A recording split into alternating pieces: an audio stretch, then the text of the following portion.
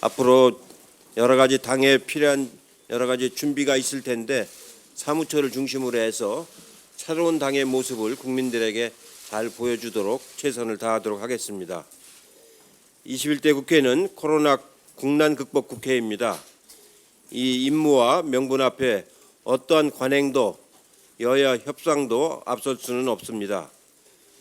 질병관리청 설립 등 방역 시스템 재구축과 추경, 한국판 뉴딜 같은 비상경제 대책, 비대면 산업 기반 구축과 그린 경제 시대의 대비, 보다 확장되고 튼튼한 사회 안전망 구성 등 단 한시도 미룰 수 없는 과제들을 안고 있습니다.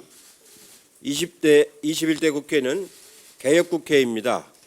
검찰개혁뿐 아니라 정부개혁, 민생개혁, 사회개혁의 임무를 다 해야 합니다.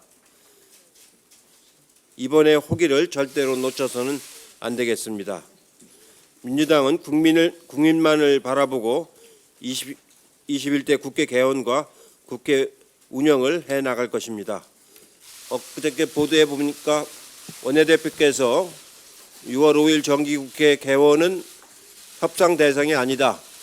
6월 5일 날 의장단 선출을 위한 그 개원은 어떠한 경우에도 반드시 하겠다라는 강한 의지를 표명을 하셨는데, 저는 이에 전적으로 동의하고, 만약에 그런 것이 조금이라도 협상 대상이 되면은 아마 많은 국민들로부터 굉장히 지탄과 실망의 목소리가 나오지 않을까 그렇게 생각을 하고 있습니다. 지난주 늘어났던 확진자 수가 주말을 전후로 다시 줄고 있습니다. 수도권 집단 감염이 등교 수업 시기와 맞물리며 대량 확산에 대한 우려도 있었지만 다행히 관리 가능한 수준으로 유지되고 있습니다. 코로나에 대한 확실한 해법이 나오기 전까지 집단 감염 파동은 언제든지 발생할 수 있습니다. 당정은 신속 대응뿐 아니라 집단 감염 발생 가능성이 있는 곳을 선제 관리할 수 있도록 다시 방역의 고삐를 쥐도록 하겠습니다. 최근 여러 가지 언론 보도를 보면서 여러 가지 우려를 표명하지 않을 수가 없습니다. 앞으로 더 차차 말씀을 드리겠습니다만, 이런 국민들 우려는 그냥 있는 것이 아니고 그동안에 쌓아져 온 여러 가지 경험에 의해서 오는 우려이기 때문에 차제에 이런 개혁 과제를 하나씩 이번 21대 국회에서 잘 처리를 해야 됩니다.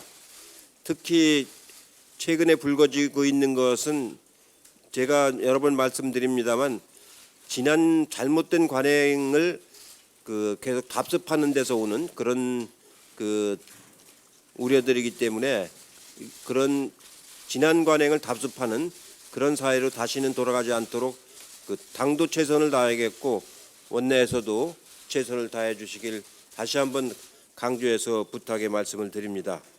더구나 최근에 이루어지고 있는 부분은 어떻게 보면 뭐라고 할까요? 또 하나의 새로운 현상이라고 볼 수가 있습니다. 이런 새로운 현상이 무분별하게 나타나고 있는 것을 경계하지 않을 수가 없습니다. 이상입니다.